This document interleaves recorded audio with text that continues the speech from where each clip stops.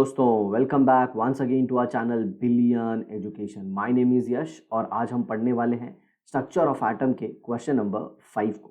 Okay, but before starting that I would like to tell you कि we have completed 11th and 12th standard complete chemistry.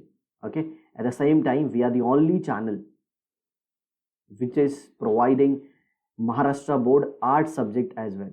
तो I hope guys you will like it and you will share it with your friends. तो चलिए दोस्तों शुरू करते हैं question number 5 के पहले क्वेश्चन को। If an element has a mass number देखिए यहाँ पे क्या दिया है, मास नंबर। इसका सिंबल होता है ए। ओए सर ये मास नंबर का सिंबल एक ही होता है? ओए बोल दिया है तो होगा ही ना। और मास नंबर मतलब number of proton plus neutron कितने होते हैं? 11 होते हैं। कितने? 11। And it has 6 neutrons. क्या है? 6 न्यूट्रॉन्स। तो देखिए प्रोटॉन प्लस न्यूट्रॉन 11 है और उसमें आपको न्यूट्रॉन का नंबर दे दिया, ये टोटल कितना है? 11 है। और इसमें आपको न्यूट्रॉन का नंबर दे दिया है 6, तो प्रोटॉन का नंबर कितना होगा? 11 माइनस 6, इट विल बी 5। तो बोला है राइट इट्स रिप्रेजेंटेशन, तो हम सिंपल सा ऐसे कर देते हैं। तो देखिए ये हो गया x,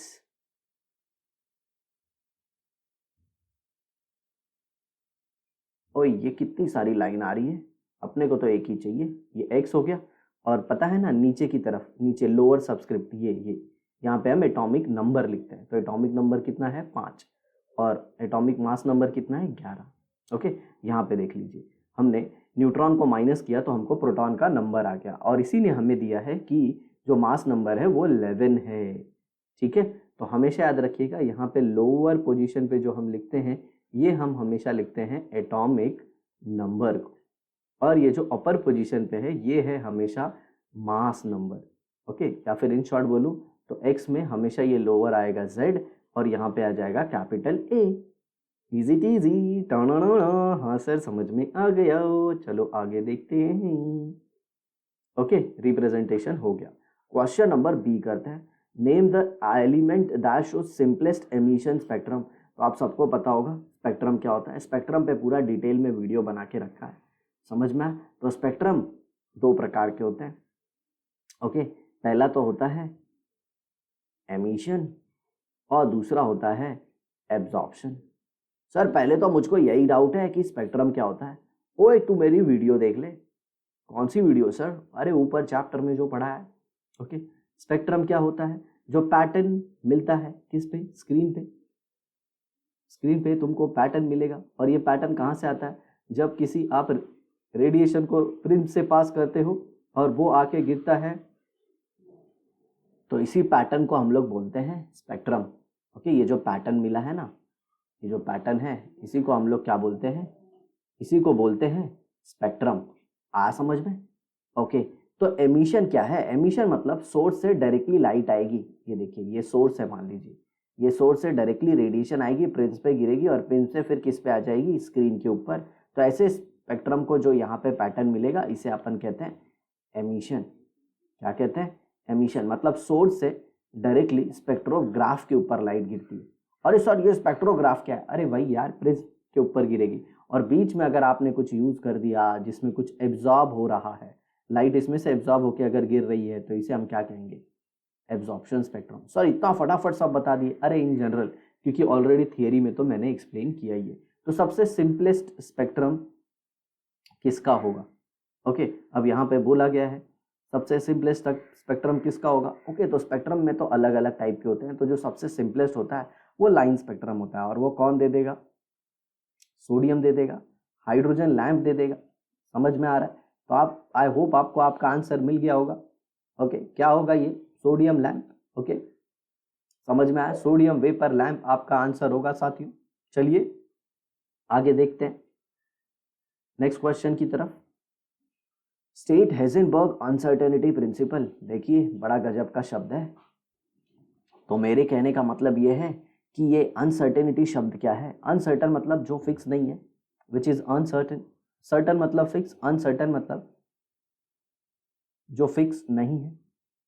तो क्वेश्चन आता है क्या फिक्स नहीं है सर? जैसे देखो मान लीजिए कुछ दिन के बाद आपके फ्रेंड का बर्थडे है, फ्रेंड का बर्थडे है, बट आपको अपॉर्चुनिटी मिल गई। आपके पापा ने बोला चलो अब्रॉड घूम के आ जाते हैं, आपको यूएस जाने का मौका मिल रहा है और फ्रेंड का भी बर्थडे है। तो आपने तो लाख सोचा था कि मैं फ्रेंड के बर्थडे में जाऊंगा, बट देखो अनसर्टिनिटी, आप यूएस चले गए। तो यही बोलते हैं कोई भी चीज़ फिक्स नहीं है। इसी तरह हेजनबर्ग ने एक स्टेटमेंट दिया था कि इलेक्ट्रॉन का आप पोजीशन और मोमेंटम एक साथ पता नहीं कर सकते। It is impossible to determine both position and momentum of electron simultaneously. Position को हम लोग एक्स से रिप्रेजेंट करते हैं और मोमेंटम को हम लोग रिप्रेजेंट करते हैं पी से। दैट इज पी मतलब mass into velocity, that is momentum. अब जरा देखिए, इसे समझने की कोशिश कीजिए। मान लीजिए ये न्यूक्लियस है, ये पहला शेल, दूसरा शेल, तीसरा शेल, और यहाँ पे इलेक्ट्रॉन घूम रहा है। ओके, अब इलेक्ट्रॉन भी दो प्रकार का मोशन दिखाता है, वो हम बात नहीं करेंगे। लेकिन अगर आप ये इलेक्ट्रॉन को एग्जैक्ट देखना चाहते हैं कि ये कहाँ पे है, तो जब आप कहाँ पे उसको देखना चाहेंगे तब आपको उसकी वेलोसिटी यानी मोमेंटम पता नहीं चलेगा। अरे मोमेंटम मास इनटू वेलोसिटी होता है ना, जब वेलोसिटी नहीं पता चलेगा तो मोमेंटम कैसे पता चलेगा? तो उसकी वेलोसिटी पता नहीं चलेगी। और जब आप उसकी गति या फिर उसकी वेलोसिटी देखना चाहोगे तब आपको उसका पोजीशन नहीं पता चलेगा। क्या नहीं पता चलेगा? पोजीशन। तो ऐसे गजब की चीज़ है। जब हम इलेक्ट्रॉन को देखने जाते हैं एग्जैक्टली तो उसकी वेलोसिटी नहीं पता चलती, और जब वेलोसिटी को देखने जाते हैं तो एग्जैक्ट इलेक्ट्रॉन कहाँ है वो नहीं पता चलता। चलो इसके लिए मैं एग्जाम्पल देता हूँ। आई होप आप सबको बुगाटी वेरॉन करके एक कार है वो पता होगा, बहुत ज़्यादा स्पीड से चलती है, somewhat around 350 to 400 kilometre per hour. क्या गजब की स्पीड है साथियों, बुगाटी वेरॉन, मैं बता रहा हूँ इसका नाम, सुन के रखिए। ओके, अब जरा देखिए, मान लीजिए एक बुगाटी वेरॉन हाईवे पे चल रही है, ठीक है। बुगाटी वेरॉन किधर चल रही है? हाईवे के ऊपर। ओके, आप चाहते हो कि बुगाटी वेरॉन को बहुत अच्छे से देख लो, ठीक है। तो क्या करना होगा? बुगाटी वेरॉन को रुकना होगा। मतलब जब बुगाटी वेरॉन रुकेगी तब आपको ये दिखेगी। लेकिन जब ये बहुत ज़्यादा स्पीड में चल रही होगी तब आप इसको देख नहीं पाओगे, तब उसकी आपको वेलोसिटी पता चलेगी। मतलब सिंपल सी बात, जब बुगाटी वेरॉन रुकी होगी तो उसकी स्पीड के बारे में नहीं पता चलेगा, और जब वो चल रही होगी तो उसके बारे में नहीं पता चलेगा कि बुगाटी वेरॉन दिखती कैसी है। दोनों चीज़ें एक साथ आप नहीं पता कर सकते। यही सेम बात हेजनबर्ग ने इलेक्ट्रॉन के बारे में बताया कि इलेक्ट्रॉन का आप पोजीशन और मोमेंटम दोनों एक साथ या फिर साइमल्टेनियसली आप नहीं पता कर सकते साथियों। आया समझ में आपको? ऐसा है। तो ये था हेजनबर्ग अनसर्टेनिटी प्रिंसिपल, जो कि ऐसे है कुछ, delta X into delta P greater than equal to H upon 4 pi. ये है, समझे? इसमें एक्स क्या है? Position, uncertainty in position. ये डेल्टा क्या रिप्रेजेंट करता है? अनसर्टेनिटी। और ये एक्स क्या है? पोजीशन। और ये क्या है? Uncertainty in momentum. अब जरा देखिए, मैं इसको थोड़ा सा चेंज कर देता हूँ ताकि आपको समझ में आ जाए। Delta X greater than equal to H upon 4 pi delta P. अब जरा देखिए, यहाँ पे डेल्टा एक्स और डेल्टा पी में क्या रिलेशन है? इनवर्स रिलेशन है। मतलब अगर आप अनसर्टेनिटी इन मोमेंटम कम करने चाहते हो तो अनसर्टेनिटी इन पोजीशन बढ़ जाता है। वो एक गजब की चीज़ है, एक को कम कर रहे हैं दूसरा बढ़ रहा है, और अगर इसे बढ़ाओगे तो ये कम होगा। समझ में आ रहा है? मतलब दोनों चीज़ें एक साथ पता नहीं चल सकती। अरे हेजनबर्ग गजब के साइंटिस्ट थे यार, आप लाख चाहो वैसा नहीं हो सकता। ओके, हेजनबर्ग को नोबेल प्राइज भी मिला था साथी। चलिए आगे का क्वेश्चन देखते हैं। Give the name of quantum numbers. अरे सिर्फ नाम पूछा है यार, बड़ा सिंपल सा क्वेश्चन है। हाँ, नाम पूछा है तो सबसे पहला अपना क्वांटम नंबर कौन सा होगा? Principal quantum number. Principal quantum number, ये तो प्रिंसिपल क्वांटम नंबर है। दूसरा देखो, दूसरा क्या है?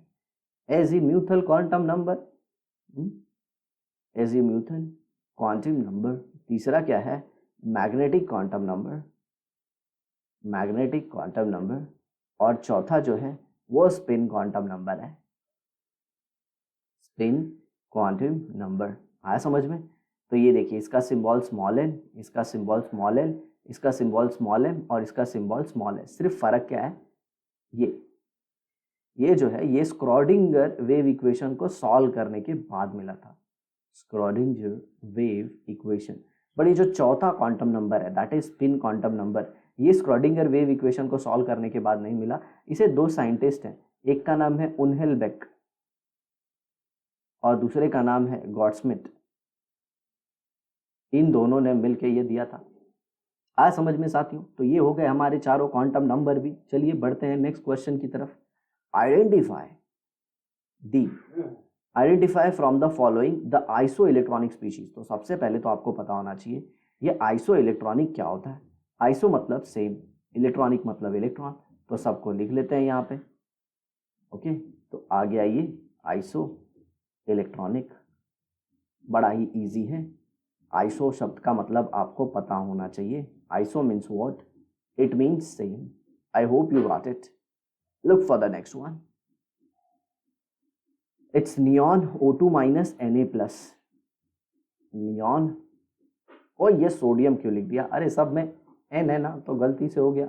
नियॉन O2 माइनस और Na+। ठीक है, अब जरा देखिए, मैं इसमें प्रोटॉन के नंबर भी लिखता हूँ, इलेक्ट्रॉन के नंबर भी लिखता हूँ। नियॉन का एटॉमिक नंबर कितना होता है? 10, तो उसमें इलेक्ट्रॉन भी 10। ऑक्सीजन का एटॉमिक नंबर कितना होता है? 8, लेकिन उसमें इलेक्ट्रॉन देखिए ये 2 इलेक्ट्रॉन एक्स्ट्रा आ गए, इसके लिए 10। देखो, 1 माइनस मतलब 1 इलेक्ट्रॉन एक्स्ट्रा, 2 माइनस मतलब 2 इलेक्ट्रॉन एक्स्ट्रा। बोलो हाँ या ना? अब यहाँ पे Na+ है। Na+ मतलब क्या? Na+ मतलब 1 इलेक्ट्रॉन का लॉस हुआ, मतलब यहाँ पे 10 इलेक्ट्रॉन, एटॉमिक नंबर 11। तो ये देखो सब में कितने इलेक्ट्रॉन आ गए? 10। याद रखना, प्लस है तो इलेक्ट्रॉन कम करने हैं, माइनस है तो इलेक्ट्रॉन बढ़ाने हैं। सर कितने बढ़ाने हैं? जितने माइनस है उतने इलेक्ट्रॉन बढ़ाने हैं, और जितने प्लस है उतने इलेक्ट्रॉन कम करने हैं। तो देखो सोडियम में मैंने 1 इलेक्ट्रॉन कम कर दिया, और जो ऑक्सीजन है उसमें 2 इलेक्ट्रॉन बढ़ा दिए। कैसे बढ़ाया? क्योंकि ऑक्सीजन जो है उसका एटॉमिक नंबर 8 था, 8 इलेक्ट्रॉन था, 2 बढ़ा दिया, 10 हो गया। तो इसमें सबके इलेक्ट्रॉन सेम हैं, तो ये हो गया आइसो इलेक्ट्रॉनिक। अब इधर देखिए, आर्गन कितना होता है? 18। क्लोरीन का 2 माइनस कर दिया, जबकि क्लोरीन -1 होता है। चलिए इसे भी लिखते हैं, argon, chlorine and potassium. Argon,